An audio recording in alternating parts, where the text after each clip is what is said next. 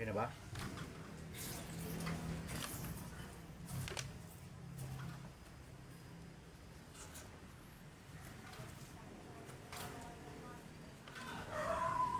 Okay na yan? Magandang umaga po sa ating lahat, mga minamahal na kapatid. Tayo po na kung saan muli ay dadako sa ating programa. Pero bago po ating umpisan, ating po pasalamatan natin Panginoon na muli, bawat isa ay pinagkalooban ng kalakasan ng pangatawan.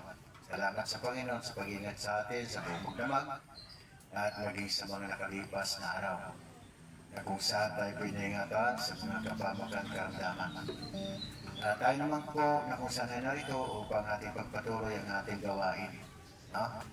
Na ang gawain ito ay ang isa sa napakahalaga na tayo po ay maglibot sa isa't isa sa araw na ito gaya po ng ugali ng ating Panginoon na kung saan siya rin po ay pumapasok sa sinagoga ng Sabat at nagtindig upang bumasa. Ito po yung ginagawa po natin kasi kaya nga po may nagbasa ang ating Panginoon kasi so nangangaral po siya, no? Kaya ang ginagawa po natin sa mga oras na ito. Ito po yung araw na kung saan magkaroon tayo ng oras, panahon para tayo ay mag-aralan muli sa isa't isa sa salita ng ating Panginoon. At ngayon po, tayo po ay umpisa, kamayang lahat, papangawitin, pambungat na awit, sulihan po rin ng Diyos naman.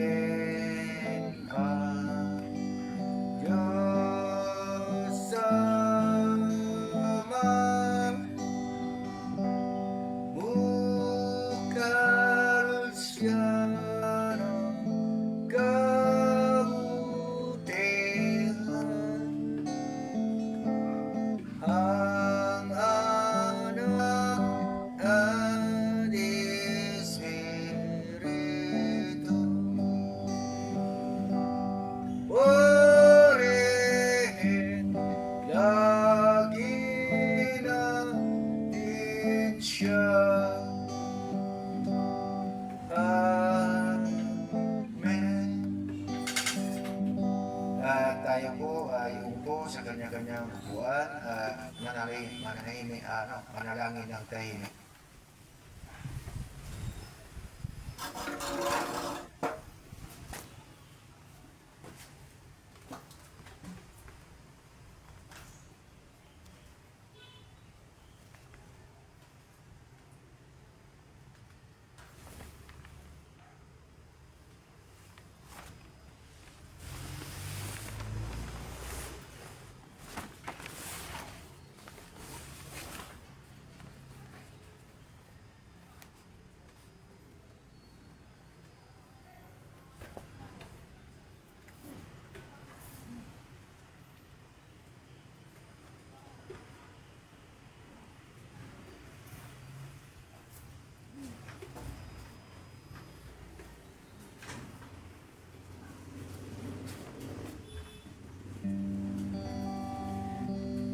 Kung tapos na pa lahat sa panalangin ng bawat isa, muli tumayo pangawitin ang pahina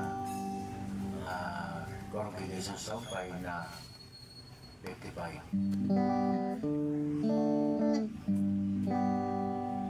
Sa taas ng alapang malapit sa mga bituin may tahanan na mainam ang lahat ng masunurin o tahanang may kagalakan, bahay na may kalwalhati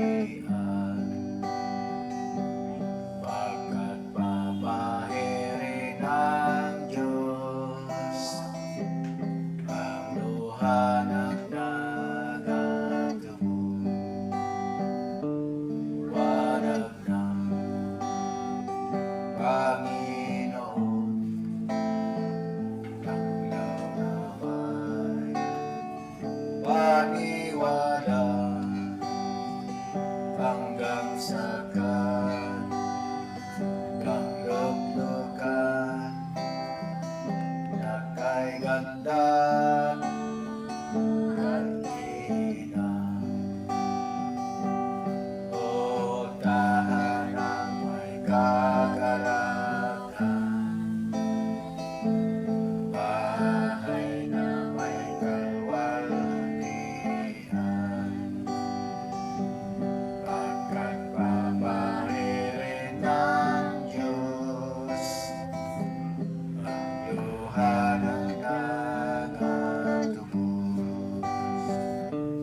Pulong ka, buhay ng buhay, pagkain na magtagumpay, yun lang ang may karapatan. Yaong mga pinagpala, o tahanang may kagalakan, bahay na may kalwalhatian,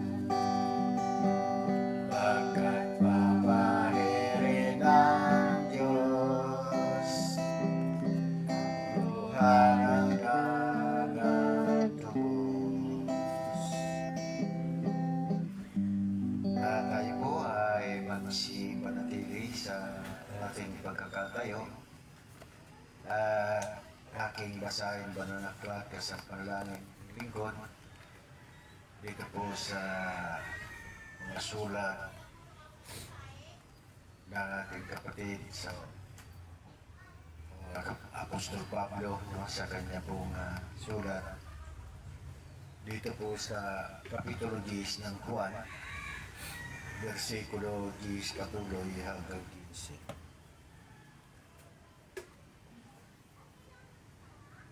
Versikulo 10, hindi pumarito ang magnanakaw kundi upang magnakaw at pumatay at pumuksa.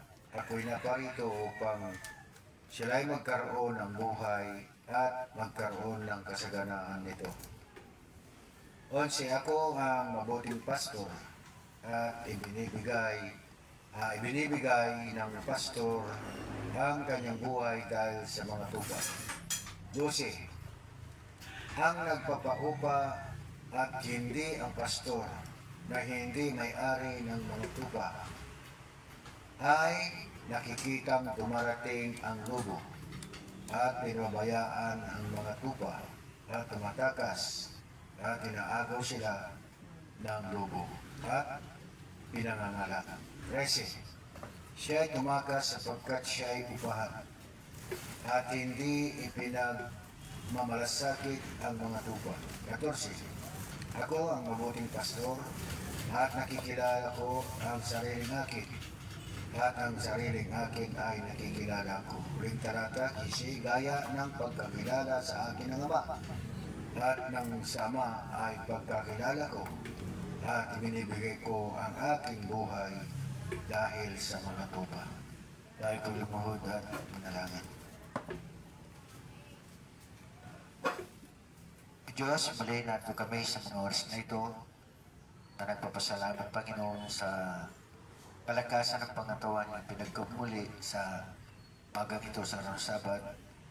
Na kami muli, Panginoon, ay narito na nagluhod at nagpapasalamat at umasa muli, Panginoon, ang iyong pag-iingat sa amin sa mga oras na ito ay patuloy naman.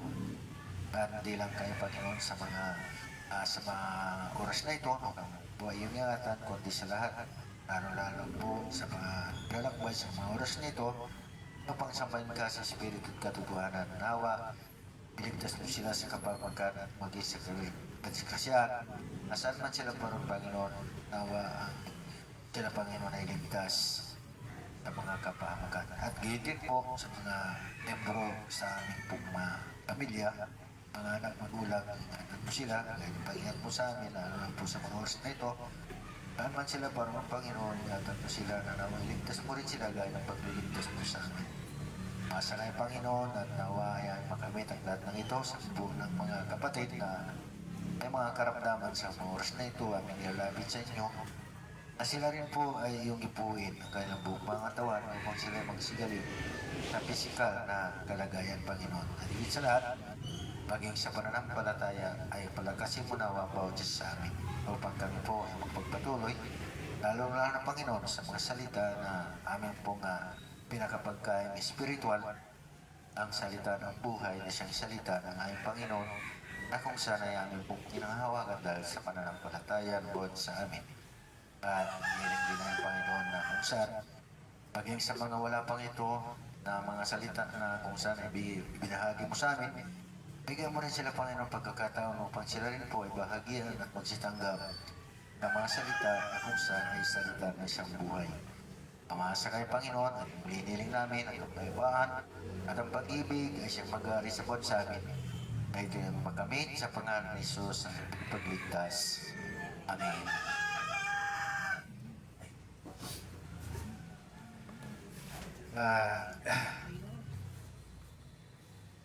Dago na tayo sa pangangaral. Family, magandang umaga po sa lahat. At kami po muli ay nangungumusta po sa lahat ng mga kapatid, lalo-lalo po sa mga nagkakatipon sa mga oras na ito, na tayo po ay muli magpasalamat sa Panginoon na binigyan mo tayo muli ng pagkakataon upang sa pagkakataong ito ay atin naman pong samantalahin. Dahil isang bisis lang po ito sa isang linggo. No? Sa 7 araw, mayroon pong isang ibinigay para sa atin na ito po kung saan ay pagkakataon ng bawat isa na tayo po ay magkaroon ng pag-aaralan sa salita ng ating Panginoon. Sapagkat napakalaga po na ang salita ng ating Panginoon ay mapasa atin upang kung saan pagdating po ng kaligtasan ay hindi po tayo mapapahiya. Siyempre, natural kung ano po yung mga salita na ating po nga na pag-aaralan, nawa magkaroon ito ng katuparan po sa bawat sa atin. Dahil yan po yung pananampalataya. No? Kung yung pananampalataya po natin sa kabila ng mga salita ng ating Panginoon na pag-aaralan at hindi po naman natin ito binibigyan ng katuparan sa bawat sa atin, ito po yung sinasabi na pananampalataya na walang kabuluhan. Alam po naman natin siguro kung ano yung pananampalataya na mayroon po tayong gagawin. Yun po yung itinuturo po sa atin ng ating Panginoon. Mayroon tayong gagawin, hindi ayon po sa ating sarili. Na? Kundi doon sa ating kapwa kung anong magagawa po natin sa kanila na tulong. No? Tulong para sa ikaliligtas. No? Kasi nga po yung kaligtasan po na ating pong minimiti, nais ng Panginoon ang kaligtasan ito ay ibahagi po natin. At sa paano para natin ito ibabahagi yung kaligtasan at saan po natin makakamit ayon sa kasiguruhan natin sa pananampalataya po na mayroon tayong gawa. Ha? Kasi yung pananampalataya kasi maraming pananampalataya po na kung saan walang gawa. Ha? Gaya halimbawa, yung kautosan nga na sinusunod po natin dati, nalaman natin na wala pala tayong gawa doon. Wala tayong gawa sa kapwa natin. Sarili lang po natin pala yung ginagawa natin doon para maligtas. Bakit? Siyempre, basta sinunod po natin yung huwag tayong gagawa ng masama. Yung masama na sinasabi, yung sinasabi ng utos na huwag, kasi masama yun eh. Akala natin yun, mayroon na tayong gawa. Ha? Wala pala tayong gawa noon. Umaasa lang po tayo na tayo huwag tayong gagawa ng anumang gawa. Ha? Pero sa kabila nun, Hindi pala yun yung sinasabi na pagkawala yung kautosan sa iyo na yan, yung pananampalataya mo, may gawa, walang gawa. Eh talagang walang gawa pag nasa iyo yun. Ha? Oh, anong gagawin po natin doon sa kapwa natin? Yung huwag tayo papatay? Eh di wala. Huwag na eh. Ha? Sa sarili lang po natin yun, yung sinusunod natin. Basta masunod lang po natin yun, yung huwag, o wala kang gagawin, puro huwag na lang. Ha? Pero yung pananampalataya po sa salita ng ating Panginoon, mayroon tayong gagawin. Unang-una, lalo-lalo na po sa pagdating ng araw na ito, nasabi ng Panginoon, matuwid gumawa ng mabuti sa araw ng Sabat. Ano yung mabuti? Na gagawin natin sa araw na ito? Sarili ba natin? Siyempre, natural, ginagawa natin niya sa kapwa. Kasi nung panahon na ang ating Panginoon, inaturan siya ng mga sumusunod sa kautusan na sinira niya ito yung araw ng Sabat. Kasi nga, gumawa siya, pero ano yung gawa niya? Sarili niya kaya yun? Ha? Eh kahit sabihin mo sa sarili niya yun eh. Kasi mas dakila si Kristo kaysa kautusan eh. Ano magagawa ng kautusan? Ibig sabihin, mayroon siyang ginawa na ipinakita doon. Ano yun? Nung nagligtas ng buhay. So, ganun din po yung halimbawa na tayo bilang sumasampalataya sa Kanya, kahit anong araw yan, na, kahit sabihin na natin yung araw na ito na huwag kang gagawa ng anumang gawa, hindi natin dapat kinakailangan na mapigilan tayo doon kasi sinasabi huwag kang gagawa ng anumang gawa. O, nasaan yung pagligtas ng buhay doon kung wala tayong gagawin? Ha? Siyempre, gagawa tayo dahil doon sa pagligtas sa ating kapwa. Ganon po yan. Meron tayong gagawin. Yan yung pananampalataya na mayroon tayong gagawin. Pero pag nakita mo na yan, sa halip na may gagawin ka, hindi mo ginawa, ipinasa Diyos mo pa, ha? Pinakitaan ka na ng halimbawa na kung anong ginawa ni Kristo na siyang dapat mong gawin, ipapasa Diyos mo pa. Dahil doon sa sinasabing huwag kang gagawa ng anumang gawa. Ito mga kapatid ko, no, ipinapaliwanag po namin lagi sa inyo para maintindihan nyo.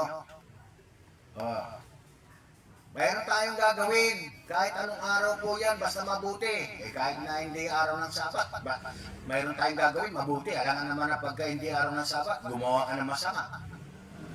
Ha? Puro mabuti yan. Ngayon, pagdating ng Sabat, porque huwag kang gagawa ng anumang gawa, mabuti, hindi mo pagagawin. So, yan po yung pananampalataya natin na mayroon tayong gagawin. Araw-araw po yan, kung kinakailangan, kung mayroon po tayong kailangan tulungan, bakit hindi? Basta mayroon tayong may tutulong. Yan po mga kapatid kong pananampalataya. Hindi po yung inakala po natin, pagka may nakita po tayo na nangangailangan ito ng araw ng Sabat ngayon, hindi na natin problema yun. Kasi sa atin, iniisip natin, masunod lang natin yung 10 utos, masunod lang natin yung utos. Ibig sabihin, sarili lang natin yun. Sarili lang po natin yun, yung sinunod natin. Hindi po yung utos ng Panginoon na matuwid gumawa ng mabuti sa araw ng Sabat. Kaya nga po, lagi po namin ipinapaalala po sa inyo. Hindi mo pwedeng pagsamahin yung huwag mong gagawa ng anumang gawa sa gumagawa ka ng matuwid sa araw ng Sabat. Di ba, Sister Relay? Hindi pwedeng pagsamahin yun. Kaya nga marami pong nagtuturo na hindi naintindihan ano tinuturo. Ito yung pag sinunod mo yung kautusan, lahatin mo yan kasi pag natisod ka sa isa, kasalanan na lang sa lahat. Pag sinabi, doon sa araw ng Sabat, huwag kang gagawa ng anumang gawa, kahit ano, huwag kang gagawa. Ano man eh. Wala naman ano doon, pwede mong gawin, pwedeng hindi. Ano sabi? Ano man. Pero kung may ginagawa ka naman, ay sana ipagsunod mo sa kautosan, tisod ka na. Dahil doon sa sinusunod mo, nakakagawa ka ng sabihin mo, ginawa ni Kristo to eh. Pwede ba yan? I-apply mo doon sa gawa ni Kristo? Eh di magnanakaw ng salita ng Diyos. Pag nasakol ka, dadako ka doon sa gawa ni Kristo. Pag hindi ka nasakol, huwag kang gagawa ng anumang gawa. So yan ba, dahil mga kapatid ko sa Panginoon at hindi na po kayo nagko-comment? So salamat sa Panginoon. Wala na po tayong kinakailangan na intindihin. Alam po namin siguro nakakaintindi na po kayo. Kaya nga lang, hindi nyo may comment na sa halip na sabihin nyo, Amen, hindi. Pero pag nakikita po namin yung mga pagdalive nyo, puro Amen. Pero yung ini-amenan po ninyo, sa totoo lang, hindi nyo naintindihan. Ngayon po mga kapatid ko, dito po tayo sa pangangaral po sa salita ng ating Panginoon. Napakahalaga po kasi yung salita na itinuro po sa atin ng Panginoon na siyang katuparan ng kautosan. Ano yung Sister Relaine yung katuparan ng kautosan?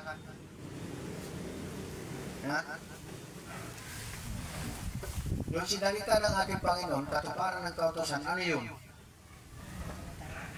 Yan. Yung pag-ibig. Napakahalaga po yung pag-ibig, katuparan ng kautosan yan. Pero mo, ibigin mo yung kaaway. Ay sino pang, ano pang kautosan na magmamando sa'yo? Pagka inibig mo yung kaaway, sabi ng Panginoon, kailangan ko ba utusan ka na wag? Siyempre may pag-ibig ka na eh. Kaaway mo kayo na. Yung kaaway mo, ginagawa ka ng masama yan. Ibigin mo ang yung kaaway. Kahit gawang ka ng masama, ibigin mo pa rin. Hindi katuparan ng kautusan. Kasi, ang iniisip mo, yung pag-ibig na tinuro ng Kristo. Yung pag-ibig, katuparan ng kautusan. Pag nasa yung pag-ibig na yan, hindi ka na uutusan. Hindi ka na utusan ng huwag. Kasi bakit? Iniibig mo ang kaaway mo. Ikaw pa naman, Pag hindi mo maibig ang kaaway mo, ayan, may balak ka, may plano ka, huwag. Yan kaagad yung iisipin mo. Pag may makaaway ka na yung kaaway mo, hindi mo maibig, andyan kaagad yung sinasabi kang huwag. Kasi mayroon ka ng pagplano. Mayroon ka ng iniisip. At yung isip mo, masama. Ang kaisipan ng laman ay kamatayan. Iisip ka lang, kamatayan agad ang kabayaran noon. Wala ka pang ginagawang aksyon.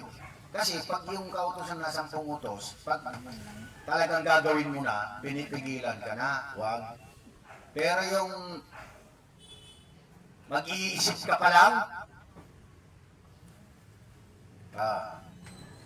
kamatayan na yun. Ang kaisipan ng laman ay ipag-ipatanit laban sa Diyos.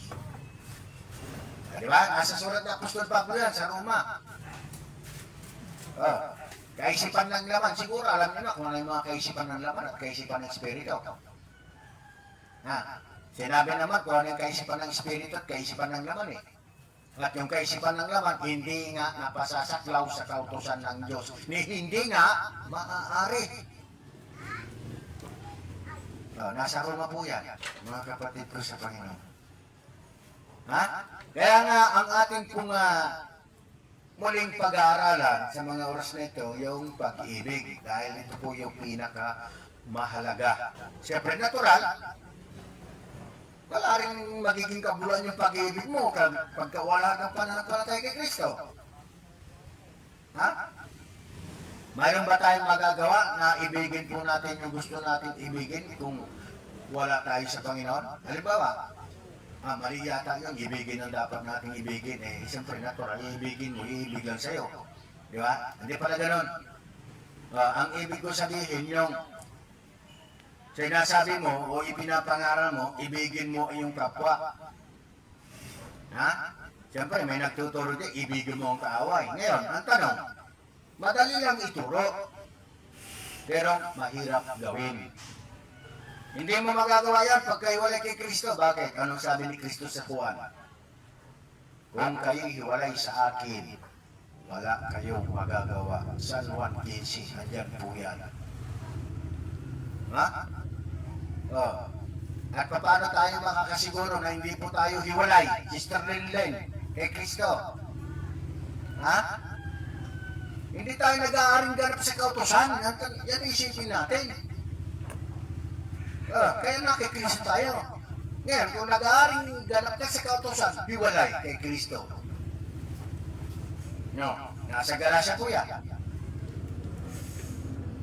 Nag-aaring ganap. Ha?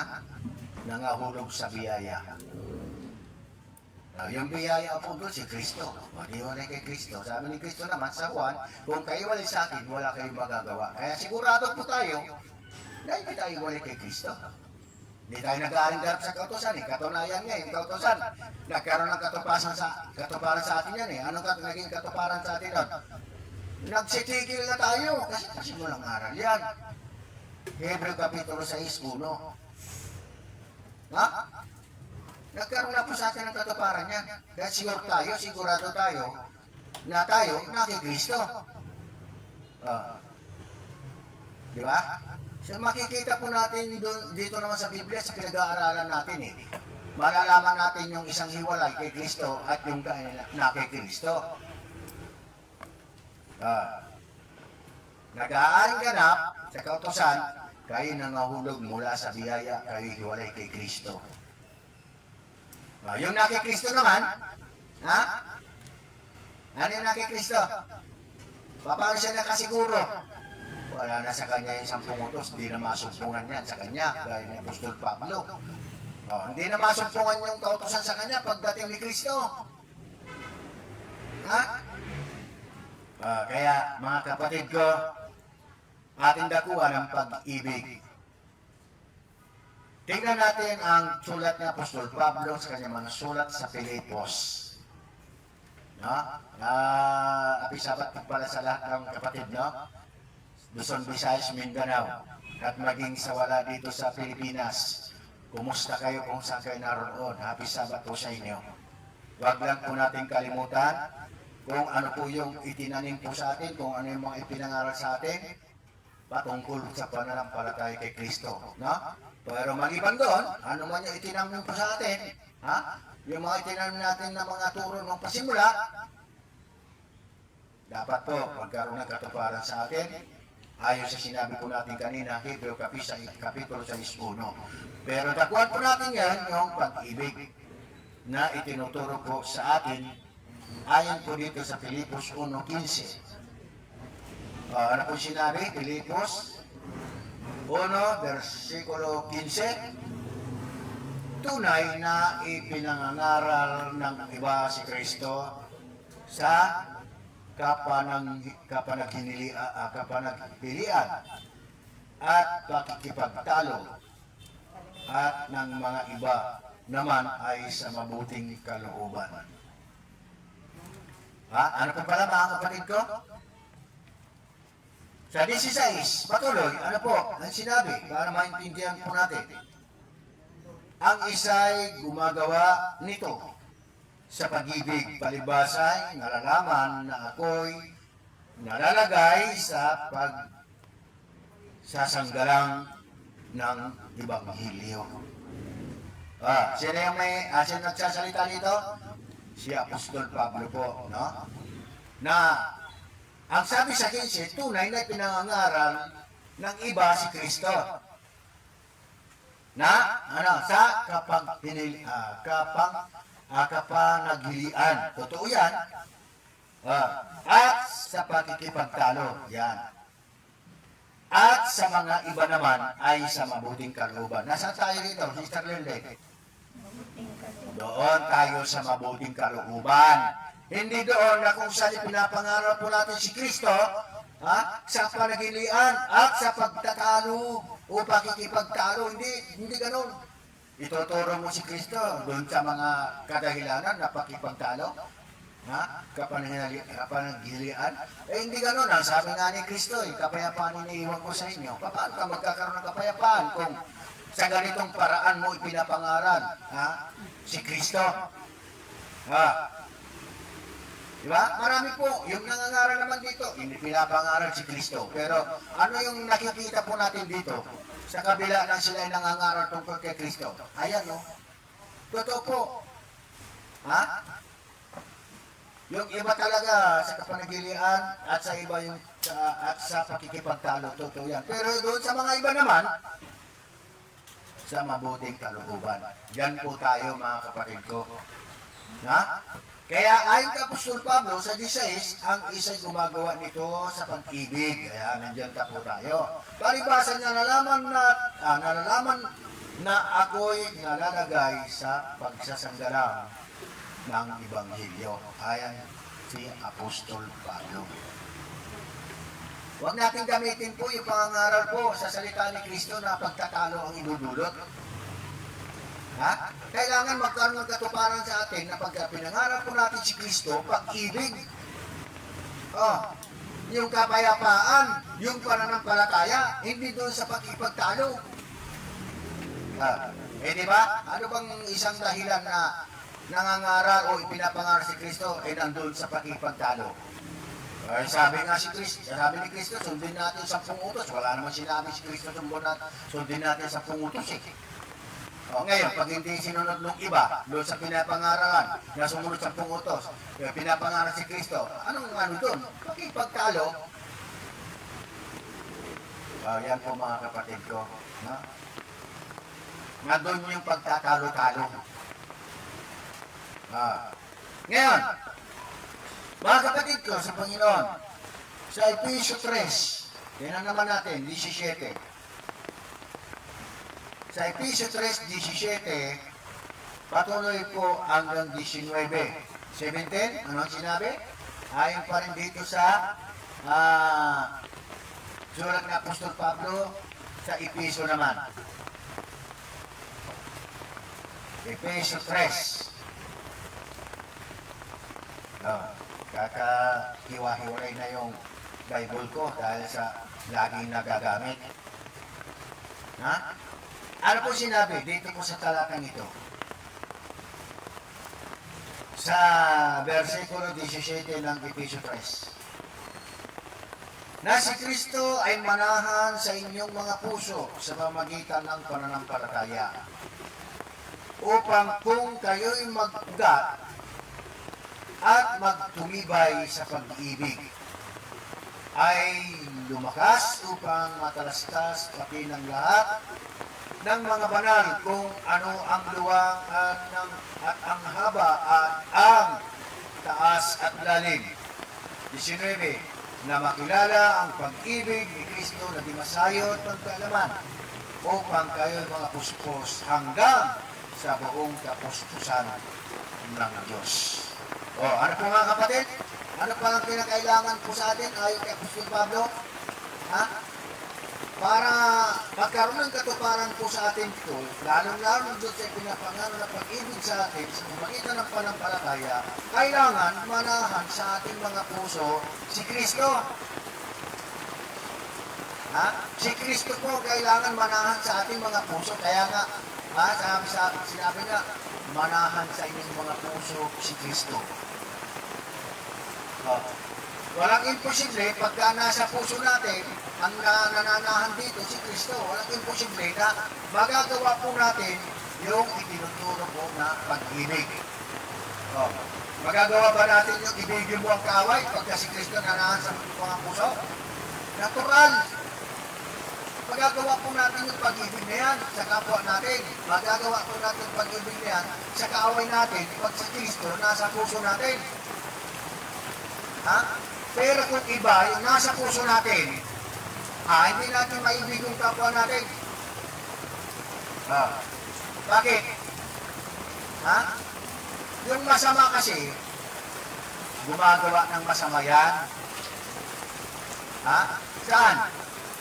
Sa atin. Bakit hindi natin magawang maibig yung kaaway natin? Kasi sinusunod natin yung kautusan, no? Ibig sabihin, sinusunod yung kautusan. Nakakita ka na ba O nakabalita ka na ba nung isang sumusunod sa kautosan ay binigay kay Moses, gaya ng Ten Commandments, nakaibig ba sa kaaway? Wala, hindi makakaibig talaga yung isa na sumusunod doon sa 10 utos. Hindi makakaibig talaga sa kaawayan. Kasi hindi mo kapwa masunurin sa 10 utos yan eh, kaya kaaway mo na yan. Pag gumawa na ng masama sa iyo, hindi mo na maibig. Pero yung kautosan ni Kristo, di ba? Kaya nga sinasabi ko mga kapatid ko, nililinaw po natin, iba yung kautosan ibinigay kay Moses, iba rin yung kautosan ibinigay kay Kristo. Malaking pagkakaiba po yan. Yung kautosan na ibinigay kay Kristo, magagawa mong ibigin ang kaaway mo. Kahit walang 10 utos yan, ikaw na sumusunod 10 utos, kaya mong ibigin yan tulad namin. Pag nasa yung kautosan ni Kristo. Pero kung iba po yung utos na nasa iyo, hindi mo magagawa yan. Hindi mo magagawa na ibigin mo, mga kapatid ko, yung sumusunod ng wala na 10 utos. Hindi mo na kayang ibigin yan. Isipin mo, pag wala na 10 utos, masama yan. Kabaliktaran po, mga kapatid ko, sinasabi sa Biblia. Ang sinasabi ng mga nagtuturo, kung wala na sa inyo yung 10 utos, wala na magiging guide nyo, mapapasama na kayo. Magiging masama na kayo. Baliktad po ang sinasabi po ayon sa Biblia. Baliktad po. Sa unang Timoteo 1:9, ang sinasabi na nasusulat, yung kautosan, ginawa sa taong masama. Kaya, paniwala tayo ayon sa nasusulat.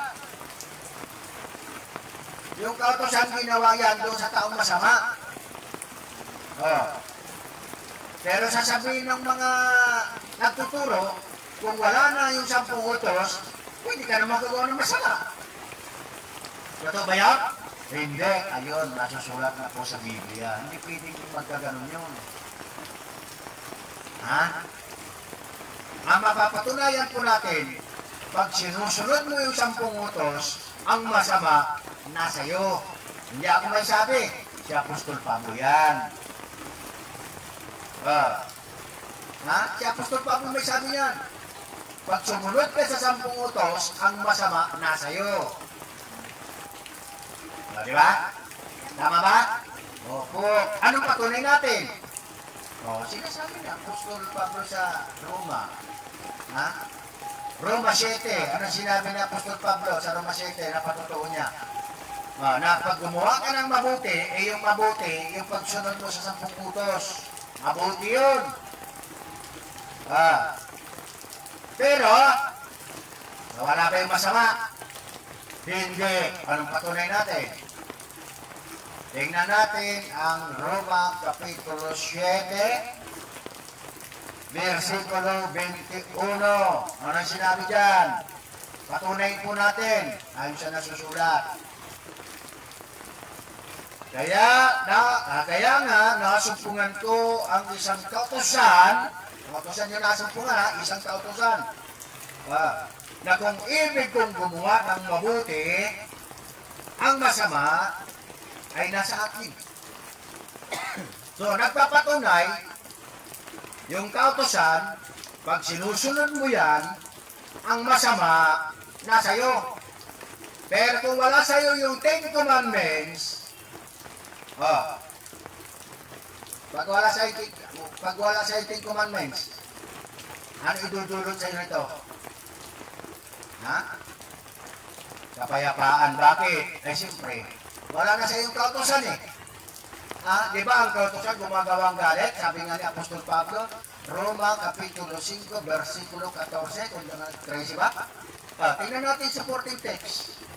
Kaya patunayan lang po natin na ang kautosan gumagawa ng galit.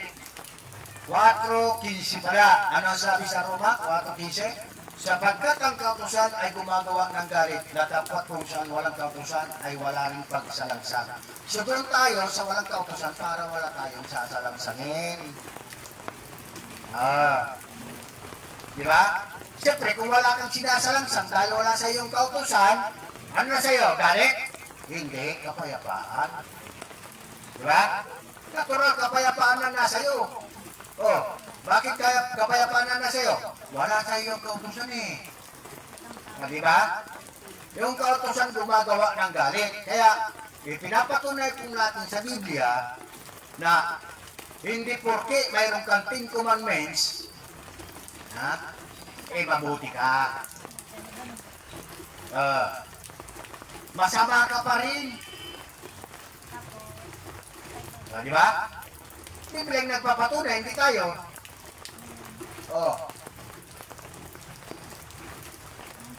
Kasi nagiging masama rito, doon sa pagsunod ng pumutos, gumagawa nga ng galit. Nasaan na yung sinasabi ni Kristo, iniiwan ko sa inyong kapayapaan.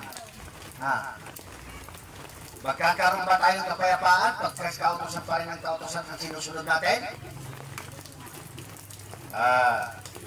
Kaya mga kapatid ko, pwede pala na maging kahit walang kautosan. Okay lang para tayo. Pwede rin pala yun. Bakit? Ayan kung saan walang kautosan ay walang pagsalangsang. Ngayon, kung wala na sa 18 commandments, anong sasalangsangin mo? At paano mawawala yung 10 commandments sa'yo? Di sumangpala tayo kay Kristo na si Kristo, tinubos na tayo dyan. Galatia 3, ay kating yan. Tinubos tayo ni Kristo dyan sa kautosan na yan. Yan ang mga patunay po natin. Pag tinubos ka na dyan, wala ka na dyan. Ang katuparan dyan, kung saan walang kautosan ay wala rin pagsalangsang, kailangan wala na sa atin yung kautosan para wala na rin sasalangsangin. Di ba? Kaya mga kapatid ko, baguhin niyo po yung mga itinuturo po ninyo na kung walang kautusan ay lalo tayong magkakasala. Baguhin niyo po yan. Hindi po yung tamang ganong aral.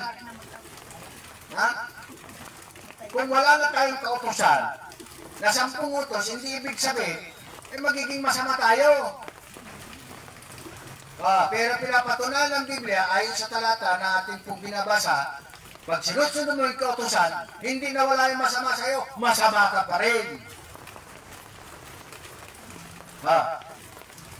Sabi ba may sabi? Ako ba? Ang Biblia, ipinapaliwanag lang po namin, mga kapatid ko sa Panginoon. Ayan. Yan ang mga katuparan sa Biblia. Pag sinunod mo yung kautosan na yan, galit lang ang nasa iyo. Hindi natin pwedeng baluktutin po yung sinasabi ng Biblia. Di ba? Kaya nandiyan yung galit, nandiyan na yung puot. Sabi ni Kristo, pag napuput ka, mamamatay tao ka na. Nasaan na yun? Paano na yun? Hindi ka nga pumapatay dahil sinusunod mo sa pungutos, napuput ka naman. Ang sabi, mamamatay tao na. Di ba? Sinusunod mo yung 10 utos, huwag kang papatay, napuput ka naman. Huwag niyo sabihin hindi kayo napuput, hindi pwedeng magsinungaling po yung Biblia, ang kautosan gumagawa ng galit, yung galit pag nananatili yan, puot. Mga kapatid ko sa Panginoon, kaya dakuan po natin yung pag-ibig na itinuturo po ng ating Panginoon Kristo. Ayon din sa binasa po natin, Galatia 3, Efeso 3, kinakailangan, ito yung magiging katuparan sa atin. Ano yung sinasabi po dito sa Efeso 3, na binasa po natin kanina, balikan po natin, para malaman po natin at magkaroon tayo ng katuparan doon sa mga itinuturo sa atin ng ating Panginoon Kristo. So, yung sinasabi po dito mga kapatid ko, ating basahin muli. Ang sabi dito sa 17, na si Kristo ay manahan sa inyong mga puso sa pamamagitan ng pananampalataya. Sa pamamagitan ng pananampalataya, si Kristo manahan sa ating puso, hindi sa pamamagitan ng kung ano-ano. Dahil pagka sa pamagitan ng kautosan na sinusunod natin, na pinakitigil na tayo, hindi makapanahan po si Kristo sa atin. Hindi makapanahan sa puso natin si Kristo pagka iba yung nasa puso natin. Kaya nga sinasabi dito, ang kailangan manahan sa atin, sa ating mga puso, si Kristo sa pamagitan ng panampalataya. Kasi kung wala ka rin pananampalataya kay Kristo, hindi makapanahan sa inyong mga puso si Kristo. Kaya nga mga kapatid ko, no, si Kristo ang kailangan manahan sa ating mga puso sa pamagitan ng pananampalataya, no? Upang kung magkagayoy, mag-ugat at magtumibay sa pag-ibig, diyan pala natin magagawa yung imposible na hindi natin magawa. Pag si Kristo na sa atin, ito pa din sinasabi ng Apostol Pablo sa Filipos, sa Judas, na sinasabi mga kapatid ko, lahat ng bagay ay aking magagawa doon sa nagpapalakas sa akin. Si Kristo po yun, sa atin ni Kristo, nanahan sa Kanya. Kaya walang imposible na hindi niya magawa na ibigin yung kanyang kaaway. Pag sinabing mag-ugat at magtumibay sa pag-ibig, kung posibleng hindi mo magagawa, yung sabi ni Kristo, ibigin mong kaaway. Diba? Ano pa? Ay lumakas upang matalastas pati ng lahat ng mga banal kung ano ang luwang at ang haba at ang taas at lalim. 19. At makilala ang pag-ibig ni Kristo na di masayod ng kaalaman. Ano pa yung makikilala po natin? Yung pag-ibig ni Kristo. Nano tayo nung una? Masama. Ano ginawa ni Kristo? Inibig pa rin tayo. Binigyan pa rin tayo ng pagkakataon na tayo magsisi at tumanggap kay Kristo. Yan yung di masayod na pag-ibig ni Kristo. Hindi katulad po ng iba na pag-ibig ang itinuturo, hindi makuha yung nilalaman na sinasabing pag-ibig. Pag hindi si Kristo nasa iyo, talaga yung pag-ibig ipapangaral mo, pero yung pag-ibig na pinapangaral mo, siyempre, natural, ang iibigin mo lang ang iibig sa iyo. Pero pag gumagawa ng masama sa inaakala mo, ay yung masama, wala na sa kanya yung sinusunod natin commandments. Masama na yon.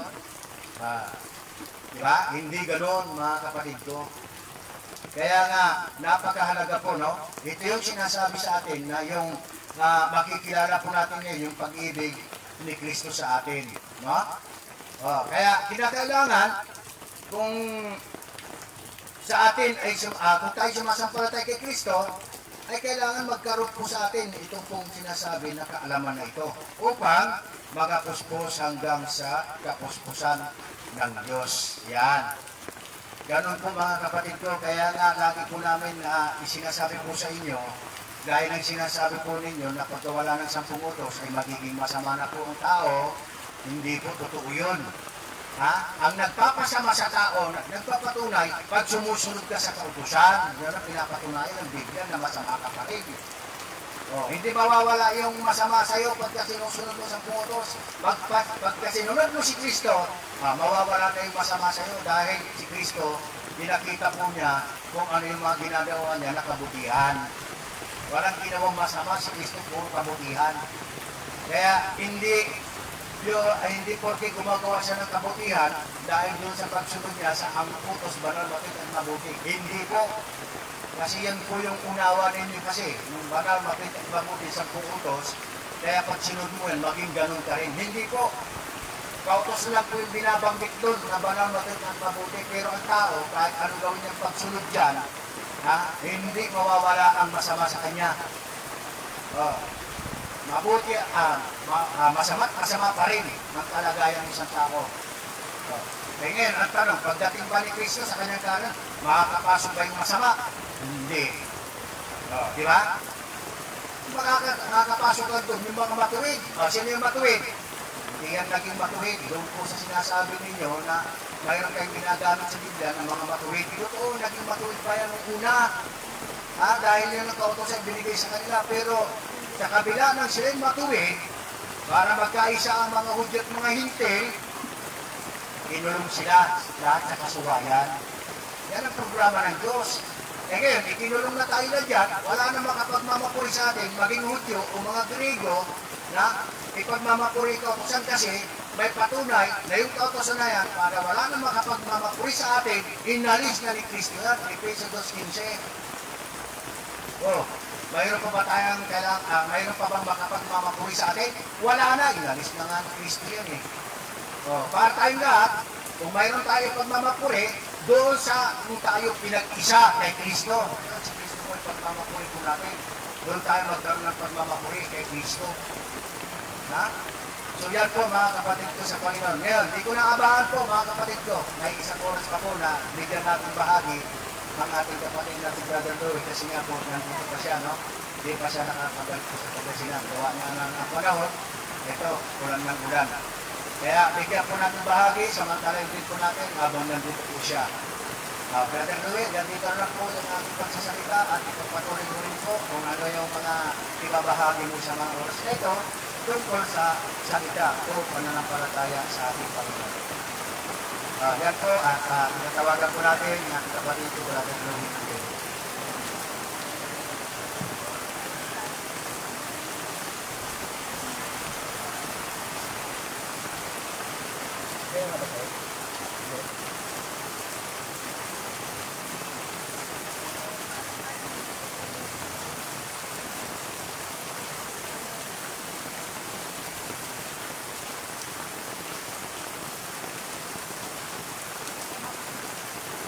Okay lang ba sa walang amin? At magandang araw na sabat po sa ating lahat. Salamat sa ating Panginoon na sa nabibigay sa ating lakas ng pangatawan at sa mga biyaya para na ating po natatanggap. Dahil sa kanya tayo po ay patuloy na nakakapamuhay sa ating Panginoon.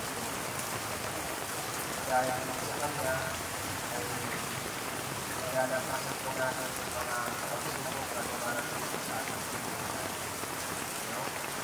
At pasalamatan din po natin siya sapagkat ang bigyan tayo ng pagkakataon na magkasusunti po sa araw na ito upang tayo po ay nakakala sa salita na yan at pagkalang pang-spiritual ng bawat isa sa atin. Upang magamit po natin sa ating pamumuhay sa lahat ng mga dinadaanan po natin dito, ng mga pagsubok sa ating pamumuhay. At ngayon po sa oras na ito, tayo po ay magpatuloy sa ating pag-aaralan na kung saan may ating pong balikan yung mga napag-aralan natin yung mga nauna pa. Kasi napakahalaga po sa bawat isa atin yung pagiging kay Kristo natin. Kasi ang dapat po natin tatandaan. Kaya po tayo narito dahil po sa ating pong Panginoon si Kristo. Kaya dapat yung nakabuhay ng bawat isa sa atin yung pagiging kay Kristo. Kasi nga tayo bilang mga hingin ayon sa laman, nagkaroon tayo ng pagkakataon na makabahagi doon sa ating pong Panginoon si Kristo doon sa mga pinangako tungkol sa Kanya ng ating Diyos Ama. Kasi si Kristo nga ito yung ibinigay sa sanlibutan para tayo po ay magkaroon ng pangako. Na yung pangako na yun, yung pananampalataya sa ating pong Panginoon sa Kristo. At dahil din doon, sa pamamagitan ng ating pong Panginoon sa Kristo, sabi nga na sa may Filipos, at ito sabi din sa mga sulat sa mga Kristo, sa Pilipos, Kapitulo 3, versikulo 6. Wala kayo sinasabi dito. Kunin po natin yung ating pong mga Biblia at sunod po natin magbasa. No? Sabi dito, na ang mga hindi ay mga tagapagmana at mga kasangkat ng katawan at mga may bahagi sa pangako na kay Kristo Jesus sa pamamagitan ng Ebanghelyo. Yan yung binabanggit natin kanina. Yung nagkaroon tayo ng bahagi kay Kristo, yung sa pamamagitan ng Ebanghelyo. No? Na yung Ebanghelyo niya, yun yung pinagkatiwala kay Apostol Pablo para may pangalan niya. No? Na tayo bilang mga higit ayon sa laman. No? Nagkaroon tayo ng pagkakataon na makatakot doon sa tinatawag na tagapagmana.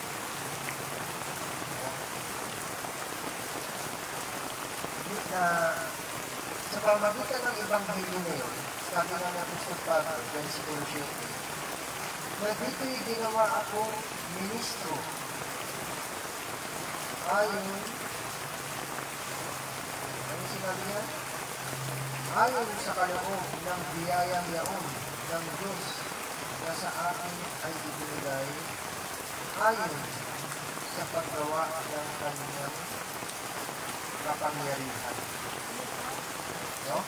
Pilipos 3, versikulo 7. Sa akin na ako ay kapababaan sa lahat ng lalong mababa. Sa mga banal ay ibinigay ang biyayang ito upang pangaral sa panahiti ang mga di malilit na mga kayamanan ni Kristo. No? Yung Ebanghelyo na yun ay pinagkatiwala ng Apostol Pablo, no? Upang may pangaral. Yun yung nagsisising tawag ito yung pagkakataon natin para makalasap doon sa pagiging tagapagmana sa pamagitan ni Kristo. No? Kaya yung mga Ebanghelyo na ito, may pinapangaral sa atin sa pamagitan ni Apostol Pablo, may pinagkatiwala sa kanya. Ito yung magiging guide natin, no? Sa ating pong pamumuhay. No? Upang tayo po ay makapanatili kay Kristo. Kasi pag hindi tayo mananatili kay Kristo, kahit gustuhin natin maligtas, hindi tayo mapapasama, hindi tayo makakapanatili kay Kristo. No? Kaya nga si Kristo, ibinigay sa atin, kaya nga po nalaman po natin doon sa binasa ng ating pong ibang lista, si Kristo yung ibinigay sa atin para yung ating pong mga kasalanan. Kaya lang, maalis. No? Kasi, yung una, dahil sa kawalan ng pananampalataya, kasi si Papa, dahil sa kawalan ng pananampalataya, kung babasahin po natin yung mga sulat ng si Papa, naging pamumuson siya. No? Naging mangungusik siya. No? Basahin po natin doon sa mga sulat ni Apostol Pablo. Sa kanya pong sulat dito sa Timoteo. Yung nga po natin dito sa Timoteo, Kapitulo 1, versikulo 13. Yan po natin yung sinasabi dito ng Apostol Pablo. Timoteo, Kapitulo 1, versikulo 13. Bagaman ng una, ako'y naging mamumusong at mamupusi at mang-aalikos ka. Gayon may kinahabagan ako sapagkat gabi ginawa ko sa di pagkaalam sa kawalan ng pananampalataya. Nagawa niya ko sa Pablo yun, yung pagiging mamumusong niya, pagiging mamumusik niya, dahil sa kawalan ng pananampalataya. Pero gaya nga sa habag, no, ng Diyos, no, ng ating pong Panginoong Kristo, no? Ano yung sinabi dito? Versikulo 14, at totoong sumasagana ang biyaya ng ating Panginoon na nasa pananampalataya at pag-ibig na pawang kay Kristo Jesus. No? Dahil yung sumasagana ang biyaya, simpleng biyaya sa Kristo. No? Yung pagpahabag na doon kay Apostol Pablo, yung dati, nung una siya naging makumusong siya, no? Naalis yun. Yung pagiging mangusik niya, naalis yun. No? Dahil sumagana yung biyaya na si Kristo. No? Kay Apostol Pablo. No? Naalis yun. At versikulo 15, dapat ang pasabi at nararapat tanggapin ng lahat na si Kristo Jesus ay naparito sa sanlibutan upang iligtas ang mga makasalanan na ako ang Pangulo sa mga ito. Kaya kasi naparito si Kristo para iligtas yung mga makasalanan, kasama namin din sa Kristo Pablo. Kasama namin tayo doon. No? Na nakikisama doon sa pananampalataya ng ginawa ni Apostol Pablo. Kasi kasama tayo sa iglesia na hindi na yung Christian. Diba? Nabagalan si Apostol Pablo naging Pangulo sa pagiging mangubusig niya, sa pagiging mangubusong niya, ang madaling salita, sa pagiging makasalanan. No? Dahil sa pagtanggap niya kay Kristo, dahil din sa Ebanghelyo na yun, na tinanggap ng Apostol Pablo, at kanyang itinangaral din, no? Doon siya ngayon pinahabagan. Naaalis na yun. No? At tayo naman, no? Bilang nakisama doon sa pananampalataya, no? Na ipinangaral sa atin ng Ebanghelyo sa pamamagitan ni Kristo, ng ating Apostol Pablo, nakadakit tayo doon. No? Doon sa habag na ipinagdalaw ni Apostol Pablo. No? Kaya nga, kung ating kong babasahin doon sa mga sulat ni Apostol Pablo sa 2 Corinto, no? Sa 2 Corinto, Kapitulo 3,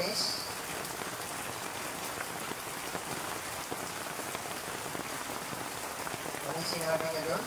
Versikulo 2. 2 Corinto, Kapitulo 3, Versikulo 2. Ano sinabi niya? Ito po ang sinasabi.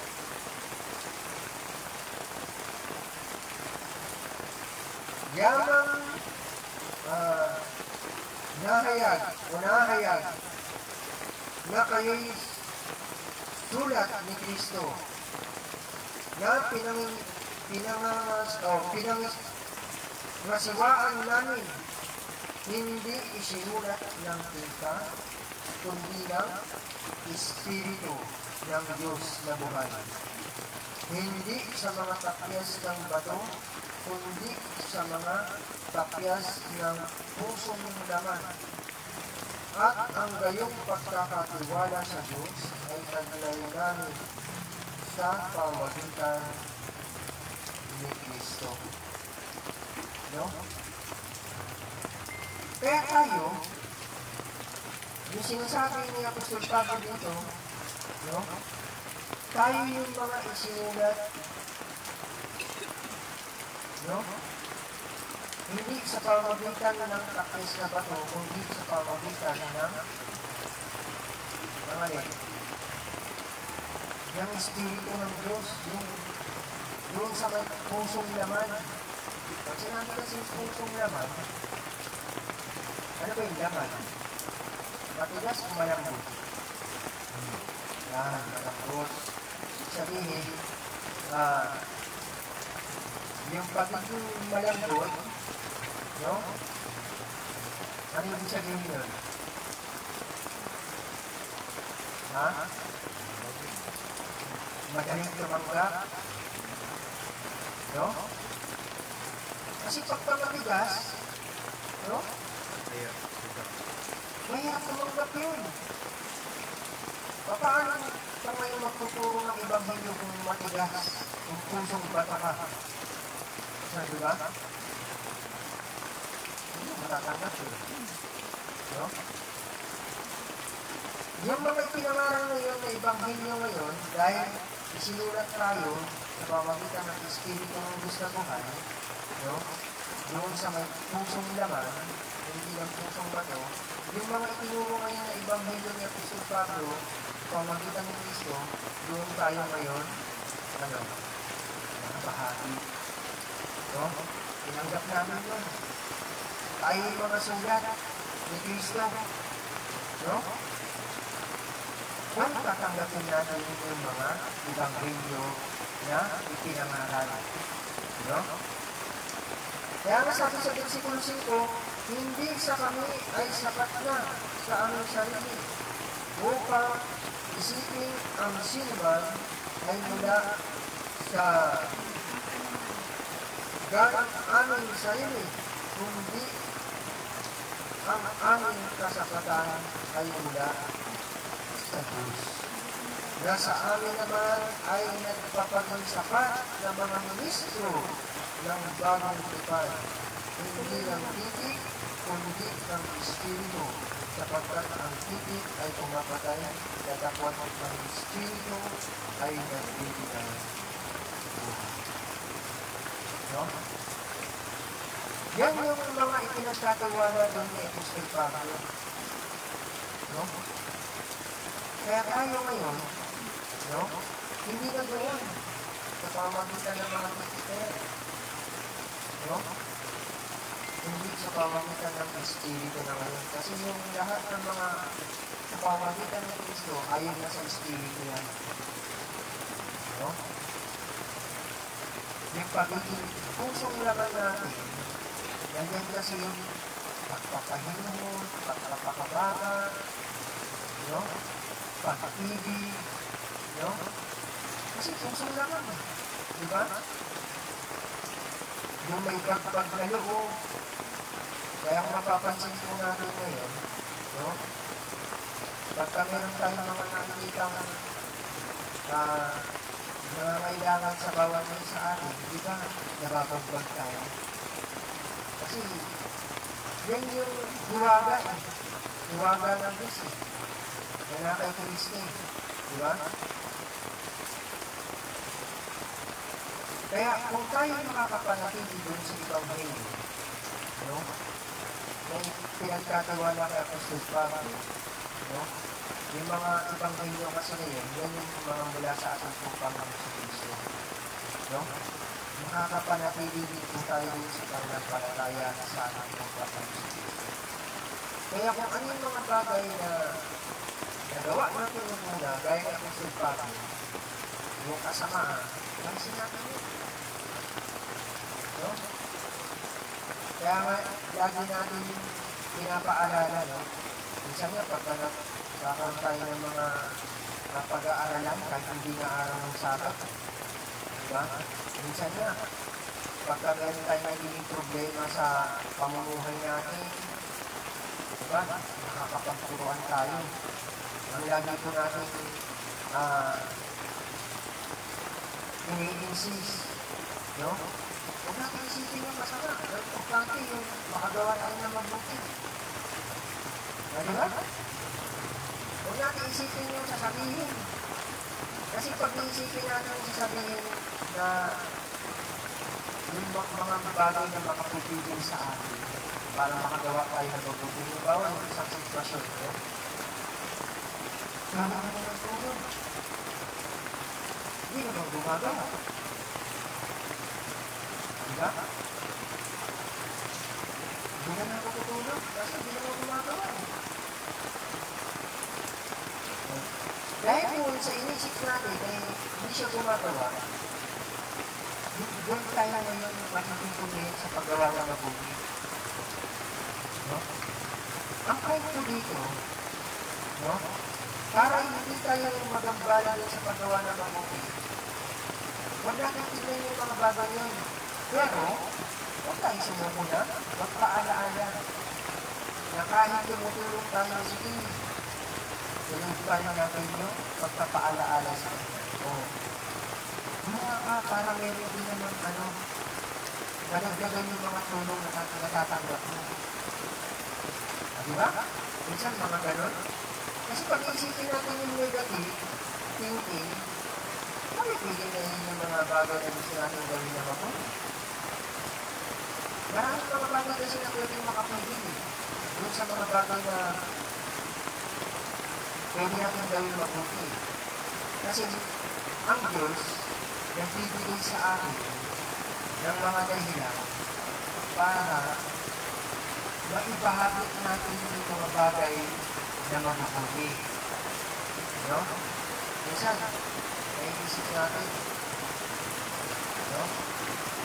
Yung mga bagay na ginagawa natin, parang sobra na. No? Diba? Diba, minsan nakakapag-isip tayo, sobrang dami yung nagagawa natin mabuti, parang sobra na. Hindi sobra yun. No? Kasi yung bawat ginagawa natin mga bagay na mabubuti, no? May kasama yung doon sa aklat ng buhay. Yan yung mga sinasabi ni Kristo na mga kayamanan sa langit na hindi kailangan ng tama o pinakalawaman. No? Hindi pag-iipok ng kayamanan. No? Kasi balang araw mo yun, pag nakaipok tayo ng kayamanan, no? Kaya ang sabi ng musulpa, huwag kayong magbabago sa paggawa na mabuti. Diba? Sapagkat sa kapanahonan, kaya raw, sosyal. Ayun magsasipatan. Diba? Kaya kung minsan meron dumating sa akin na pagkakataon na kailangan natin gumawa ng mabuti, huwag na natin pagpaliban nun. Diba? Minsan, yung gusto natin yung para na ginagawa natin, hindi ubukla. Diba? Una, pangatlo, ayaw pa rin. Ikaw, meron kang may tutulong ngayon. Diba? Huwag mo ipagpaliban yun. No? Ano ba sa isang bagay? No? O katulad yung washing. Diba? Ginawa mo na yung isa, hindi mo ba? Ginawa mo ulit yung pangalawa, hindi mo ba? Eh, yung pangatlo, meron pang paliparaan.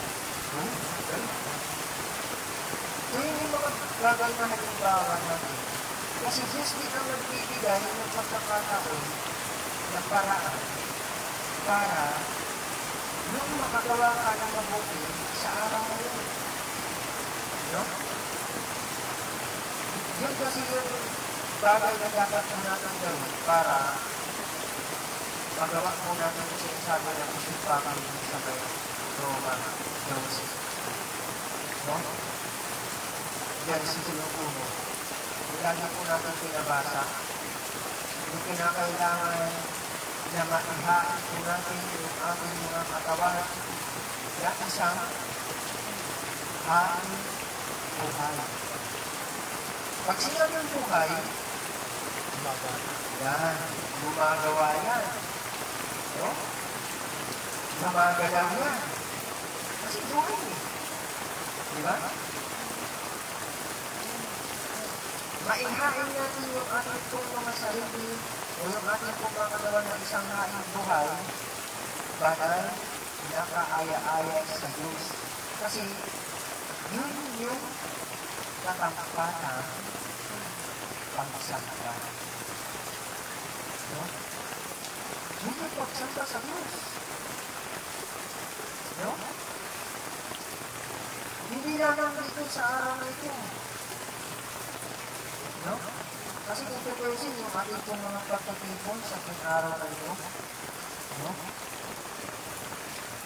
Ito lamang yung nagbibigay ng pagkakataon sa atin para marinig din natin yung mga salita ng Diyos. Para, ano, yung pagkain pagka-spiritual. No? Pero yung pagsangka talaga, no? Yung mga ginagawa natin, no? Yung mga bagay na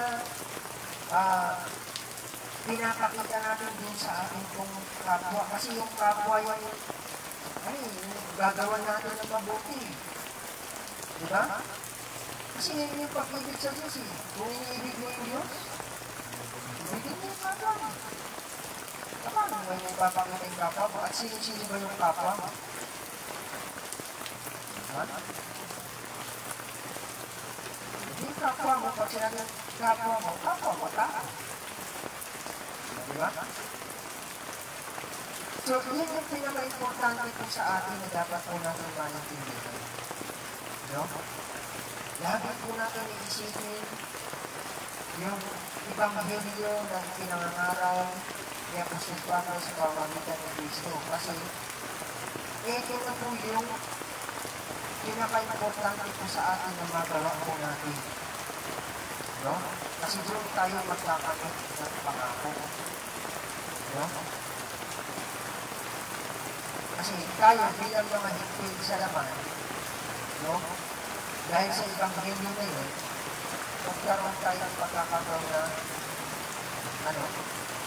tinawag na tagapagmana, kabahagi ni Kristo, no? Sa pananampalataya sa pamamagitan ng Ebanghelyo. No? Kaya, yung mga bagay na pumipigil sa atin sa paggawa ng mabuti, kailangan paglabanan natin yun. No?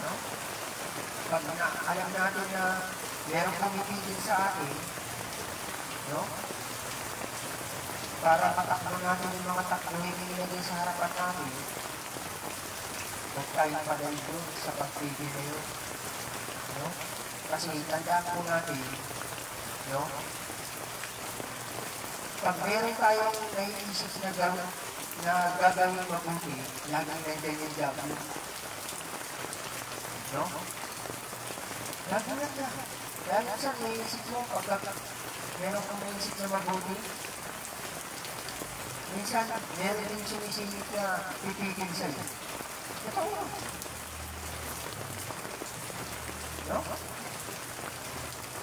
Pero dahil dun sa kay Kristo, pagkalagay natin siyang inuuna, kasi sabi na ni Apostol Pablo, no?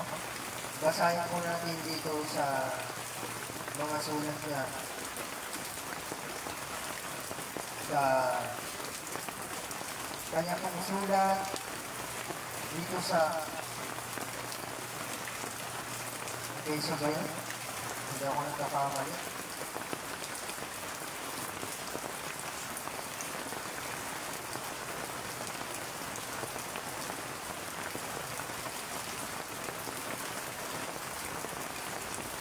Ay, sa Timoteo pala. Sorry. Sa Timoteo,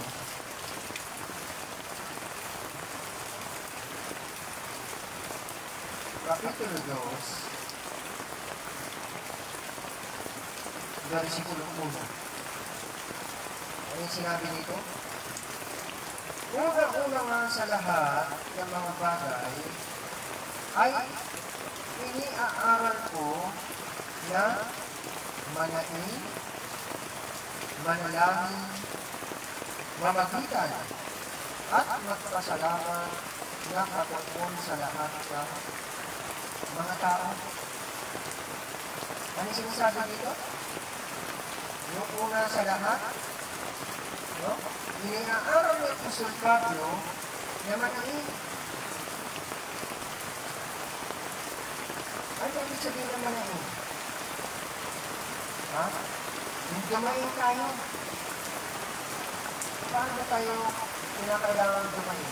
Naalala natin sinasabi nito sa Efeso ba yun? Basta nababalisa ka tayo, di ba?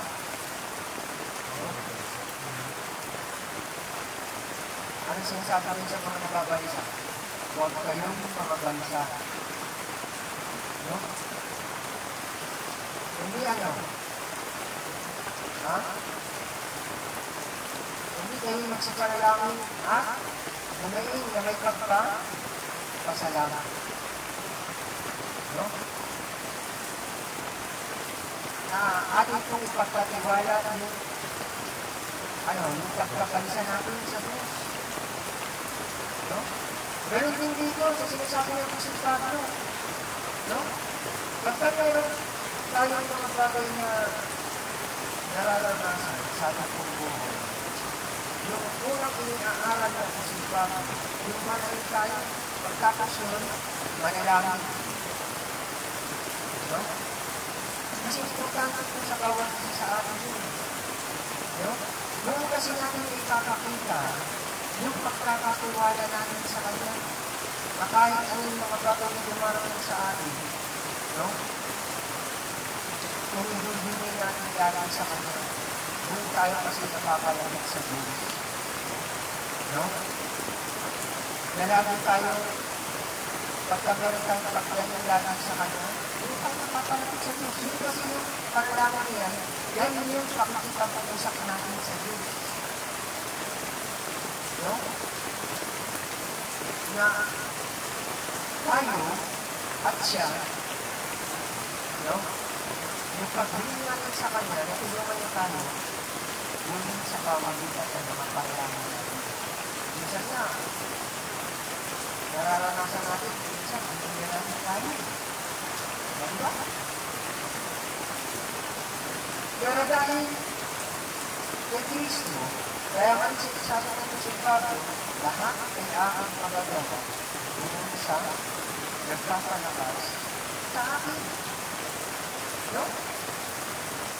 Para maging malakas tayo, para magawa natin yung mga bagay o yung lahat ng mga bagay, kailangan natin si Kristo. Diba? Lagi natin ipagpapuna ang ating pong Panginoon si Kristo. No? Kaya ngayon panalaman ito tanong ko sa atin. Diba? Kailan natin gagawin ito? Diba?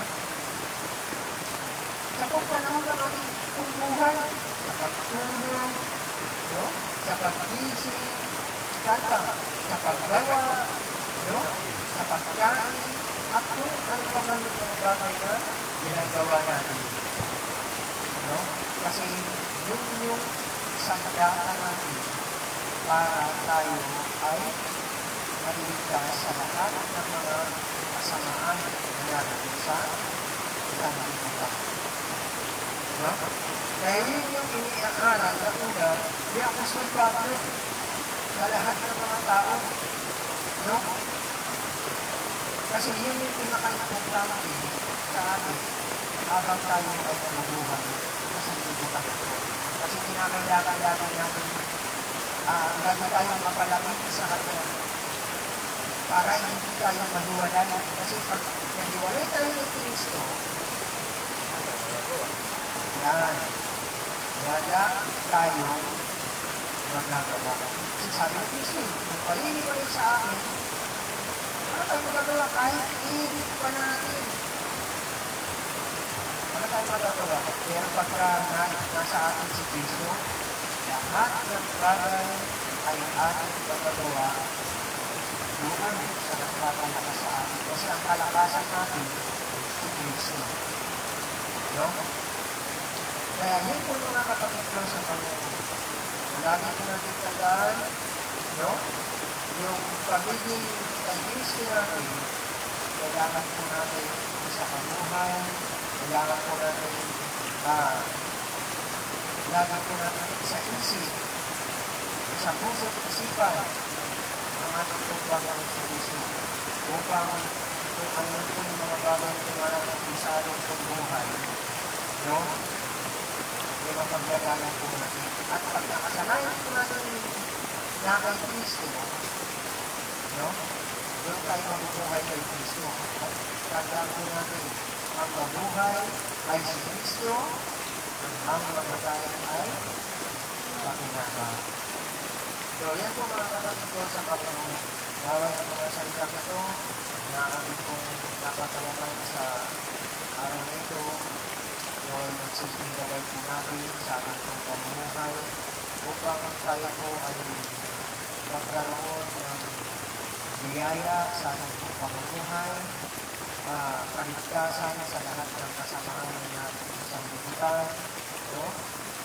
Para maging malakas na tayo, napagalang tayo po ay nakakaranas ng mga kapit-kapian, ay magkaroon pa po tayo ng kapayapaan sa ating pong Panginoon sa Kristo. At kung nagagawa natin yung mga bagay dito, no, hanggang sa tayo po ay nabubuhay, sanlibutan ito, sa paglipas natin sa sanlibutan ito, doon po tayo makakapanatag na sa pagdating ng ating pong Panginoon sa Kristo, pagkahatulan ng Diyos ang sanlibutan. No? Kaya pa tayo na tayo po ay makakalapit yung sa pinangakan ng Diyos sa pamagitan ng ating pong Panginoon sa Kristo. Kung manatili po tayo sa pananampalataya, kung mananatili po tayo sa Ebanghelyo na ipinangalan po sa atin ng ating Panginoon Pablo sa pamagitan ng Diyos. Ngayon ang Panginoon at magandang tanghali sa ating lahat. Amen.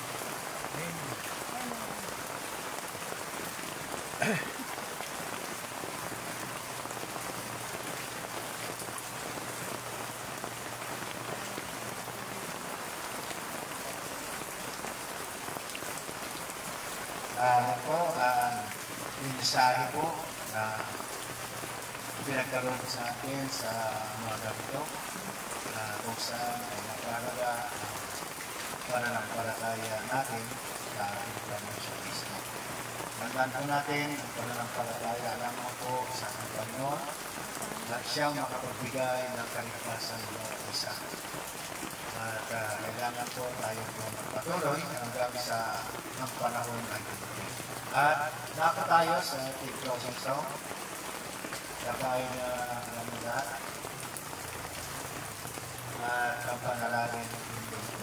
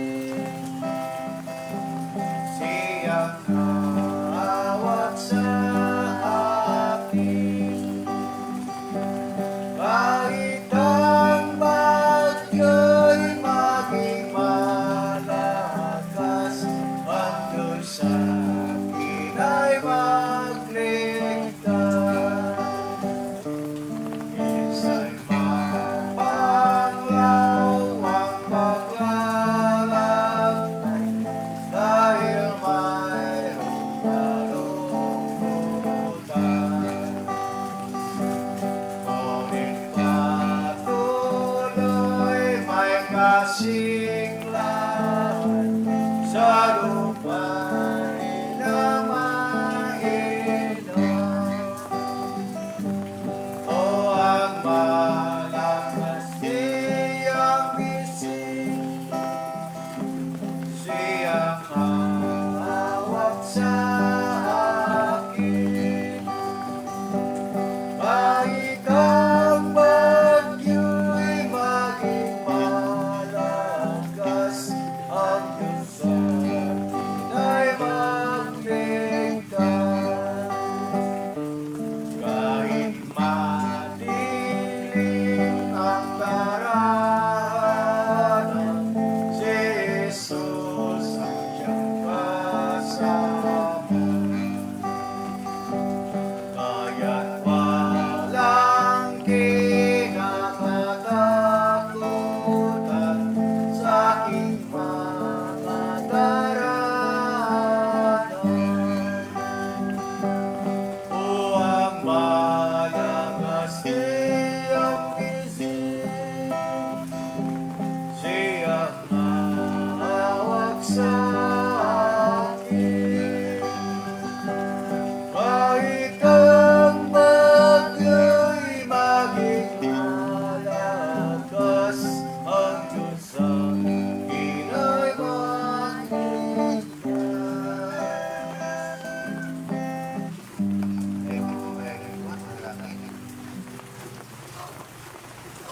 So Diyos, kami po muli nagpapasalamat sa panonood sa ito na kami po muli natapos sa araw ito sa pag-aaral ng salita sa aking Panginoon.